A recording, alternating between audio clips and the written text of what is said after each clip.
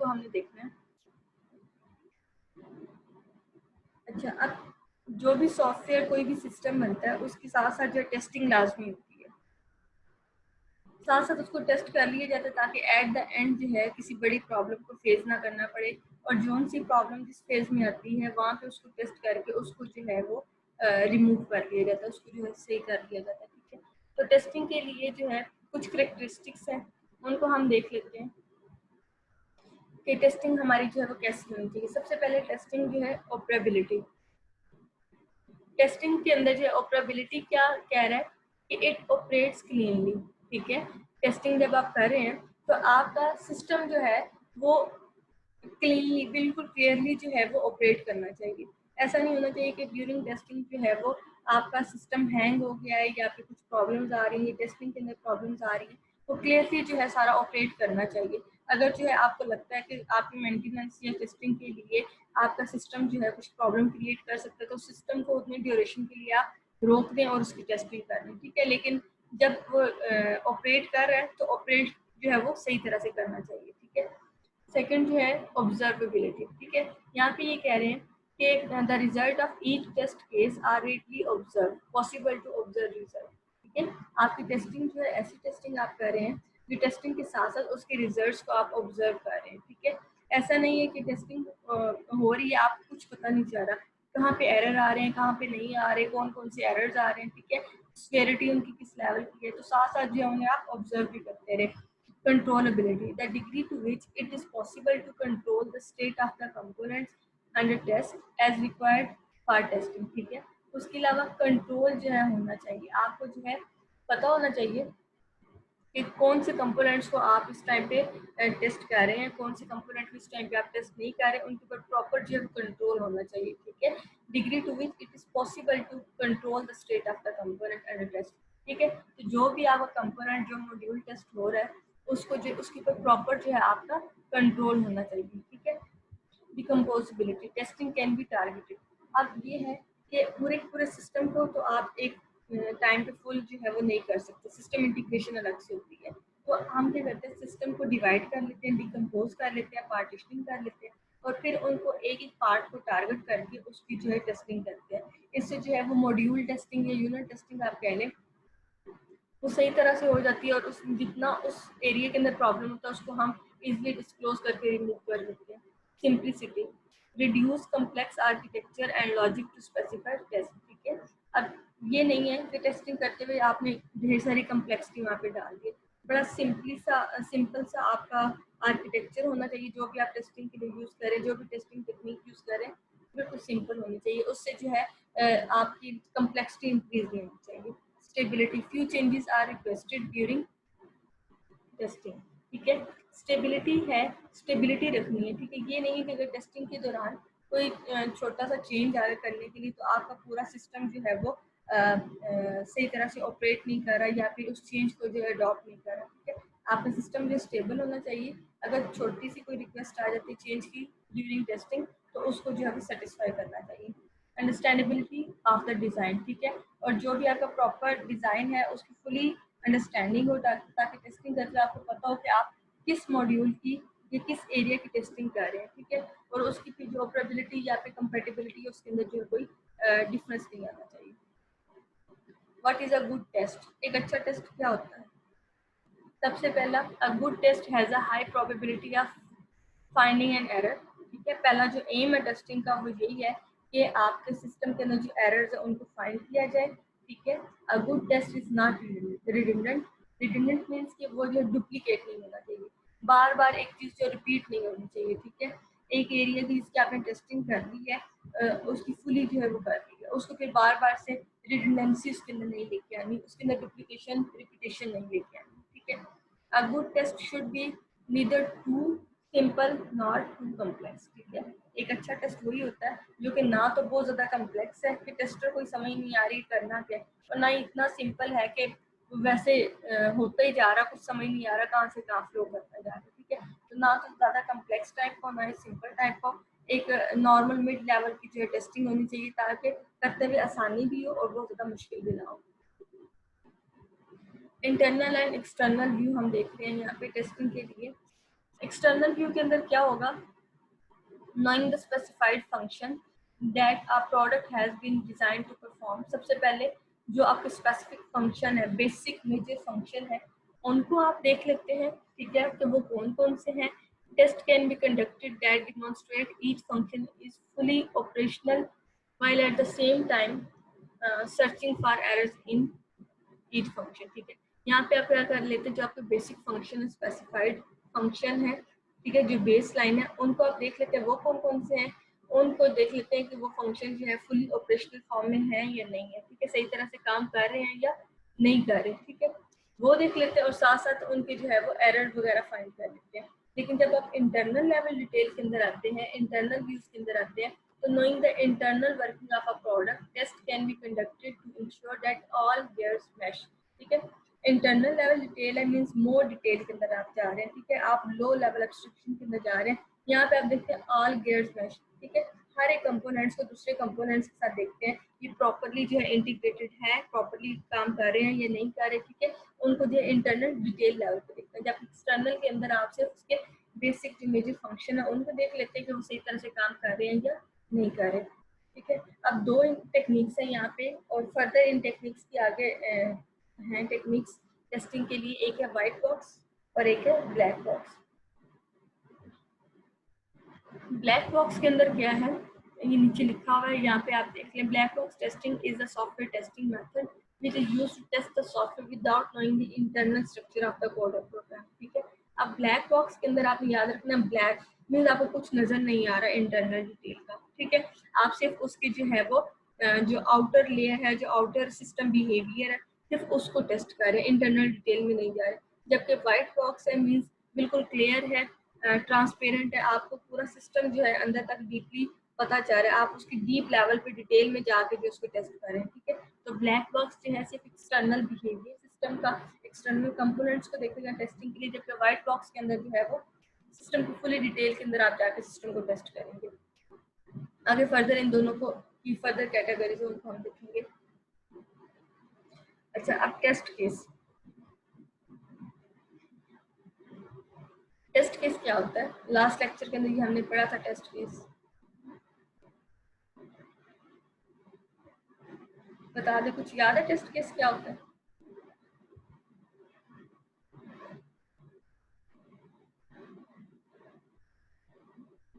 बता दें, गलती बता दें।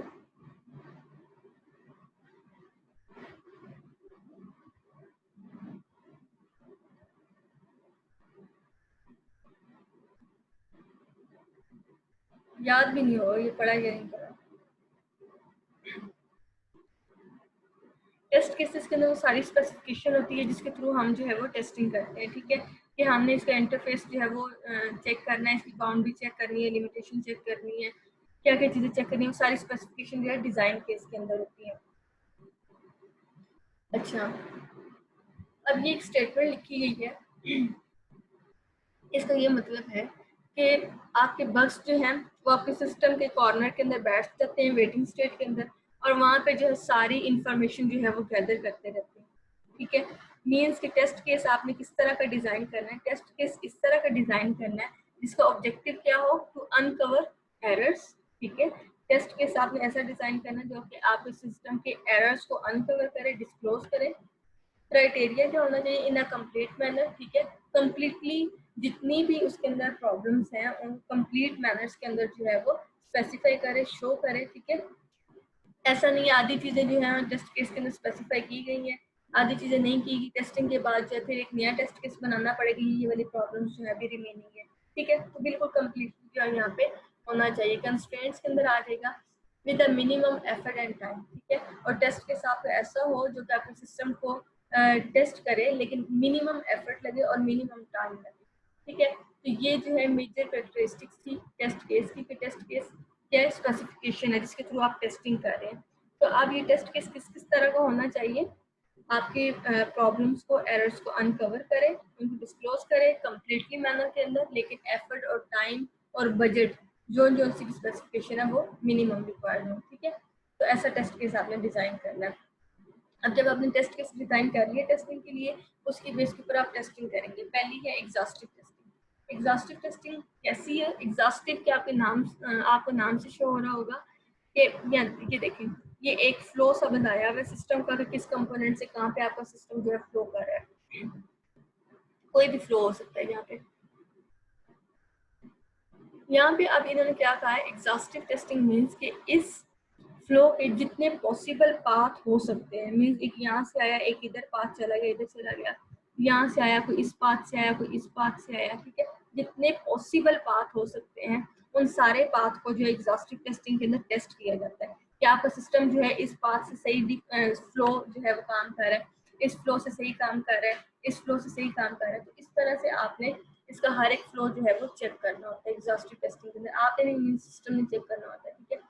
तो यहाँ पे जो है अगर इस तरह से एग्जॉस्टिव टेस्टिंग करेंगे, सिस्टम के हर एक पाथ को आप जो है वो टेस्ट करेंगे तो क्या होगा, there are 10 rest path 14 possible path, ठीक है। तो इतने ढेर सारे इसके पाथ बनेंगे। यहाँ पे आपको लग रहा है कोई 7-8 पाथ बनेंगे, लेकिन ऐसा नहीं है।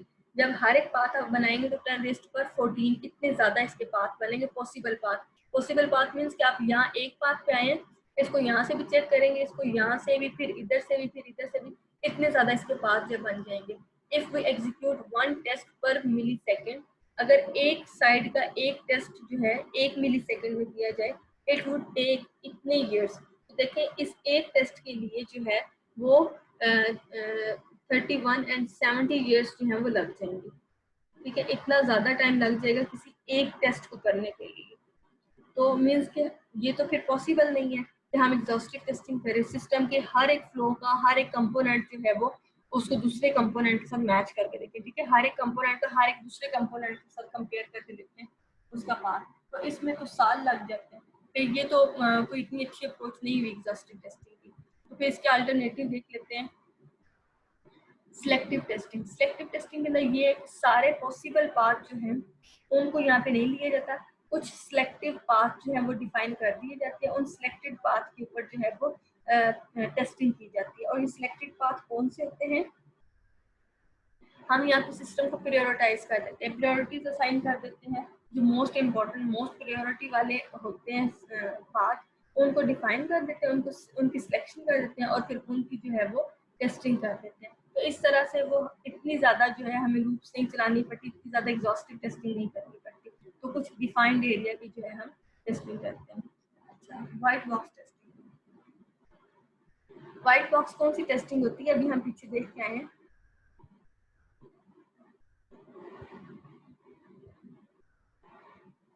कौन सी होती है व्हाइट बॉक्स? मैम जिसमें डीपली ये टेस्ट किया जाता है, इसमें क्लियरली डिफाइन होता है, हम जो है इंटरनल बिहेवियर को बताने से कहते हैं, ठीक है। अच्छा, अब यहाँ पे ये कह रहा है, our goal is to ensure that all statement and condition have been executed at least one, ठीक है। हमें इंटरनल डिटेल का पता है, हम कहते हैं एटलीस्ट एक दफ़ा जो है हमारे सिस्टम की हर एक जो स्टेटमेंट या कंडीशन जो स्पेसिफाइड है उनको जो टेस्ट कर दिया जाए, क्योंकि हमने कहा कि व्हाइट बॉक्स के अंदर हम इंटरनल डिटेल को देखते हैं। अब ये आगे व्हाइट बॉक्स की डिफरेंट जो है कैटेगरी से उनको हम देख लेंगे। सबसे पहले तो यहाँ पे फ्लो नोटेशन बताई गई है, फ्लो ग्राफ नोटेशंस बताई गई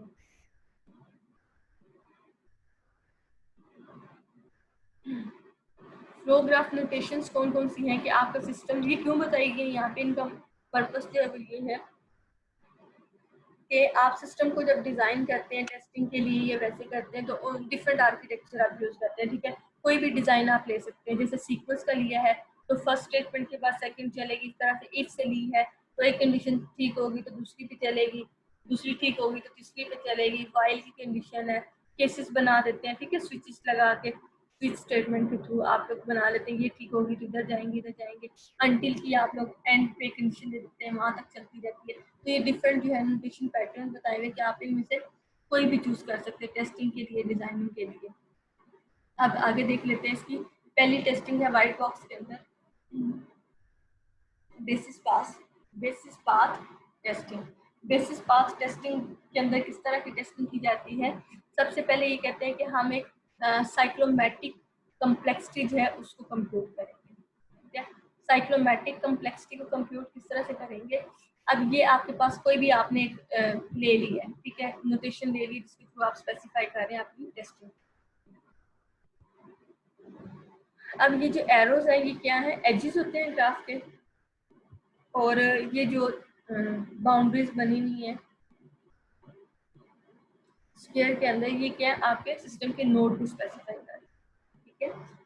अब साइक्लोमैटिक कम्प्लेक्सिटी किस तरह से निकालनी है, इस तरह भी आप कर सकते हैं, ई जो आपके एजेस हैं माइनस जो आपके नंबर ऑफ नोड्स होंगे उनको करेंगे प्लस 2, ठीक है, एजेस माइनस नोड प्लस 2, इस तरह से भी आपकी साइक्लोमैटिक कम्प्लेक्सिटी निकल आएगी।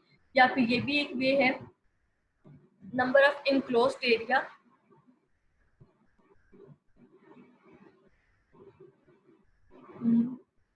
इनक्लोज्ड एरिया जो उनसे बाउंडेड एरिया है जहाँ से कोई आउटर पाथ जो है वो नहीं निकल रहा, ठीक है, जो कि इनक्लोज्ड है। अब जैसे ये वाला एरो से स्टार्ट होके यहाँ तक आ रहा है तो ये एक इनक्लोज्ड एरिया है, ठीक है, इसका बाहर जाने का कोई पाथ नहीं है। उसके अलावा ये वाला जो है इसका ये एक अलग से इनक्लोज्ड एरिया है, इसका भी कोई बाहर जाने का पाथ नहीं है। इस तरह ये है तो इसका भी कोई बाहर जाने का कोई पाथ नहीं है, ठीक है। तो जो इनक्लोज्ड एरिया है, ठीक है, जहाँ से आउटर कोई पाथ नहीं है, तो यहाँ पे ये ले लेंगे हमने number of enclosed area plus 1। Number of enclosed area कितने हैं हमारे पास, 1 2 and 3, 3 plus 1 is equal to 4 आपकी जो है वो साइक्लोमैटिक कम्प्लेक्सिटी आपके निकल आएगी, ठीक है। साइक्लोमैटिक कम्प्लेक्सिटी हमने ले ली। अब ये कहते हैं कि जितनी ज्यादा साइक्लोमैटिक कम्प्लेक्सिटी होगी उतने ज्यादा सिस्टम के अंदर एरर्स की प्रोबेबिलिटी होगी, ठीक है, उतने ज्यादा चांसेस जो है वो एरर के होंगे, ठीक है। अब देखते हैं क्या समझ आती है, साइक्लोमैटिक या इनक्लोज्ड एरियाज हैं, जितने ज्यादा इनक्लोज्ड एरियाज होंगे उतनी ज्यादा जो है वो वहाँ पे एरर्स के चांसेस हैं, ठीक है। यही बात यहाँ से वो लिंक कर रहे हैं। अब नेक्स्ट क्या करना है, साइक्लोमैटिक कम्प्लेक्सिटी देख लिए, नेक्स्ट हमने क्या करना है, यहाँ पे पाथ देख लेते हैं, ठीक है, कौन कौन से पॉसिबल पाथ जो है यहाँ पे हो सकते हैं। जैसे पाथ 1 उन्होंने कहा है 1 2 3 6 7 और 8, 1 2 3 6 7 और 8, ठीक है, स्टार्ट से एंड तक आना है। एक पाथ ये डिफाइन कर दिया, पॉसिबल जितने पाथ आपको मिलेंगे आपने वो डिफाइन कर दिए। सेकंड पाथ है 1 2 3 5 7 8, इसी तरह से 1 2 4 7 और 8, और नेक्स्ट वन इज 1 2 4 7 और फिर वापस से ले गए हैं, अच्छा यहाँ तक ला के 7 पे, फिर यहाँ से दोबारा स्टार्ट करिए, दोनों पाथ के हैं 2 से 4 और फिर 7 8। अच्छा यहाँ पे ये लूप के अंदर ले गए, ठीक है, कि एक दफा लेके फिर दोबारा ले रहे हैं, मीन्स यहाँ पे आप जो है सारे पाथ उनको डिफाइन कर सकते हैं। पहले एक अलग अलग किया और फिर यहाँ पे इन्होंने उस सारे को लूप के अंदर दोबारा से कर लिया, ठीक है। 1 2 4 7 और यहाँ से 2 4 और आगे फिर यहाँ पे डिफाइन करेंगे, फिर यहाँ से 3 5 और 7 तक, फिर 3 5 7 तक, ठीक है। मतलब सारे पॉसिबल जो है ये डॉट्स शो कर रहे हैं, जितने भी पॉसिबल होंगे उन सब को शो करके, ठीक है, और एट देन 8 पे लाके एंड कर दिया, ठीक है। तो उसके जो है साइक्लोमैटिक कम्प्लेक्सिटी फाइंड कर ली, पॉसिबल पाथ जो है वो डिफाइन कर लिए। Finally we drive test cases to exercise this path. अब ये पाथ डिफाइन कर लिए, अब इनके ऊपर टेस्ट केसेस जो आपने स्पेसिफिकेशन लगाई होंगी उनको लगा के इन पाथ के ऊपर जो है आप फाइंड कर लेंगे, ये वाले पाथ है इनके ऊपर जो है एरर को फाइंड कर लिया हमने, ठीक है। You don't need a flow chart but the picture will help when you trace program path, ठीक है। वो कहते हैं वैसे तो हमें फ्लो चार्ट की जरूरत नहीं है, लेकिन जब हम टेस्टिंग के लिए पार्ट डिफाइन करें तो फिर ये हेल्पफुल हो जाती है, हमें समझ आ जाती है कि हमारे सिस्टम का यहाँ से यहाँ तक फ्लो है, हम उसके अकॉर्डिंग जो है वो पार्ट डिफाइन कर देते हैं, ठीक है। और जहाँ पे क्रिटिकल मॉड्यूल जो थोड़ा कम्प्लेक्स टाइप का हो वहीं पे हम ये बेसिस पाथ टेस्टिंग जो है उसको करते हैं, ठीक है। ये सारा जो है जो पीछे हमने बताया उसी को लिखा हुआ समराइज किया हुआ है, ठीक है। सबसे पहले हम क्या करते हैं, डिजाइन कोड करते हैं, फाउंडेशन को कोरस्पॉन्डिंग जो फ्लो चार्ट होता है उसको देख लेते हैं, साइक्लोमैटिक कम्प्लेक्सिटी देख लेते हैं, फिर उसके इंडिपेंडेंट जो पाथ है उनको डिफाइन कर देते हैं।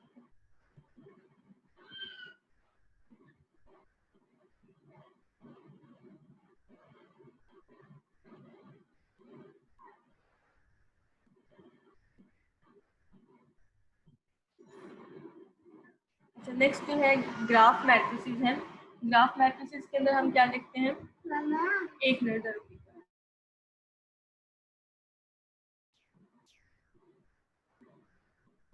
ग्राफ मैट्रिक्स, मैट्रिक्स क्या होता है पहले ये देख लेते हैं, फिर इसको आगे इसी की नोटेशन में देख लेंगे। A graph matrix is a square matrix whose size, number of rows and number of column is equals to the number of nodes on a flow graph। यहीं से हम लोग देख लेते हैं। अब मैट्रिक्स क्या होता है, मैट्रिक्स हमारे पास कॉम्बिनेशन होता है नंबर ऑफ रोज का एंड नंबर ऑफ कॉलम्स का। ठीक है, जैसे यहाँ पे हमारे पास 5 नंबर ऑफ रोज है, 1 2 3 4 एंड 5 एंड 5 ही हमारे पास कॉलम है। तो इस मैट्रिक्स का साइज जो हमारे पास कितना होगा, 5 क्रॉस 5 जो है हमारे पास साइज होगा इस मैट्रिक्स का। Each row and column correspond to an identified node and matrix entry correspond to the connection। ठीक है, अब यहाँ पे क्या है,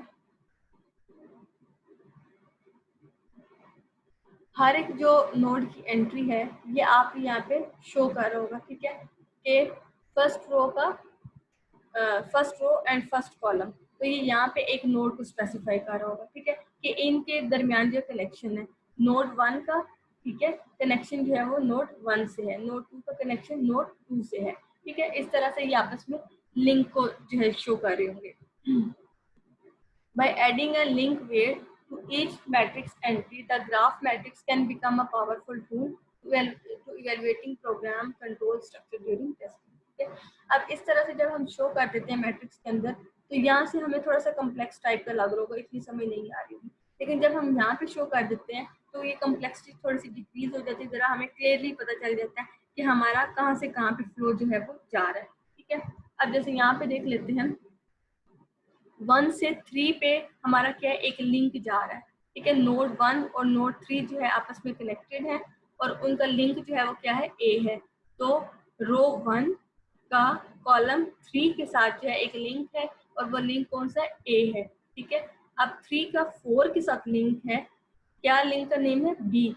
तो 3 हमारी रो एंड 4 जो है हमारे पास कॉलम होगा और उसके लिंक का नाम होगा बी। ठीक है, इसी तरह से 3 और 2 के दरमियान जो एक लिंक है जिसका है डी, तो 3 और 2 का लिंक है जिसका नाम है D.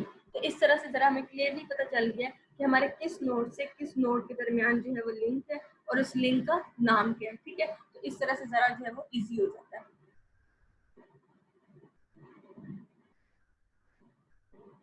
By adding a link weight to each matrix entry, the graph matrix can become a powerful tool। ठीक है, पुरानी स्टेटमेंट। ठीक है, the probability that a link edge will be executed।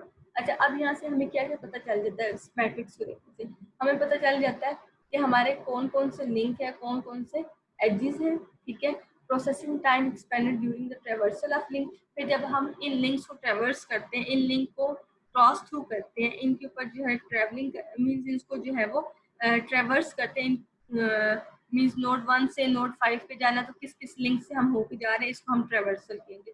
इनके ऊपर हमारा कितना प्रोसेसिंग टाइम लग रहा है ये हमें पता चल जाता है। ठीक है, इजीली हमें डिफाइन हो जाता है मैट्रिक्स के through. The memory required during the traversal of link, फिर हमें ये पता चल जाता है कि हमें कितनी मेमोरी जो है वो रिक्वायर्ड है जब हम एक लिंक से दूसरे लिंक के ऊपर ट्रेवर्स कर रहे हैं। ठीक है, प्रोसेसिंग टाइम कितना लग रहा है, मेमोरी कितनी लग रही है, resources required during the traversal of link, फिर ट्रेवर्स कर रहे हैं तो हमें कौन कौन से रिसोर्सेज जो है रिक्वायर्ड है। तो मीन्स जब हम ये सारी चीज़ें मैट्रिक्स के फॉर्म में बना लेते हैं तो यहाँ से हमें जो है इजीली पता चल जाता है कौन सी कितनी चीज़ हमें रिक्वायर्ड है इसके।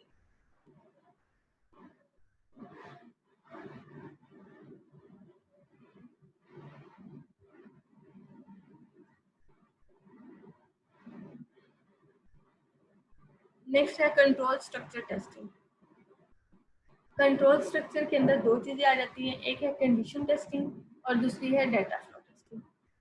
कंडीशन टेस्टिंग के अंदर क्या है, a test case design method that exercise the logical conditions contained in a program module. अब यहाँ पे आपने सी में पहले पढ़ा होगा, लॉजिकल कंडीशंस आप लोग लगा देते हैं। ठीक है, ये वाली कंडीशन जो सेटिस्फाई होगी तो तब हम नेक्स्ट पर जाएंगे। तो यहाँ पे भी टेस्टिंग के लिए जो डिफरेंट लॉजिकल कंडीशन जो है वो लगा दी जाती हैं, वो कंडीशन सेटिस्फाई होती हैं और फिर आगे टेस्टिंग जो है वो पास होती है। ठीक है, अदरवाइज नहीं।